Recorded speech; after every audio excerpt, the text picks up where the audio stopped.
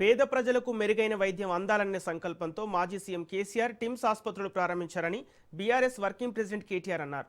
Sanath Nagar TIMS ని ఆయన సందర్శించారు. ఆసుపత్రిలోని వివిధ విభాగాలను ఆయన పరిశీలించారు.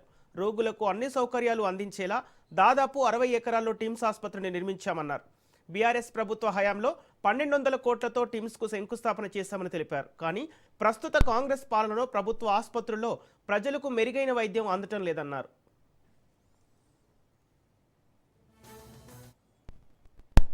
హైదరాబాద్ మహానగరంలో ఎక్కడైతే 1,20,00,000 మంది ప్రజలు నివాసం ఉంటున్నారో అందులో ముఖ్యంగా పేద మధ్యతరగతి దిగువ మధ్యతరగతి ప్రజల కోసం ఆలోచన చేసి ఒకనాడు హైదరాబాద్ అంటే గాంధీ, ఉస్మానియా లేదంటే నిమ్స్ 3 మాత్రమే. కానీ అట్లా కాదు. హైదరాబాద్ లోని ప్రజలకు కూడా బ్రహ్మాండమైన వైద్య సేవలు ఢిల్లీలోని ఎయిమ్స్ తరహాలో అందించాలి అనే లక్ష్యంతో కేసీఆర్ గారి నాయకత్వంలో హైదరాబాద్ మహానగరంలోనే 4 చోట్ల Telangana institute of medical sciences పేరిట ఒక బృహత్తరమైన యజ్ఞానికి ఆనాటి ప్రభుత్వం శ్రీకారం చుట్టడం జరిగింది.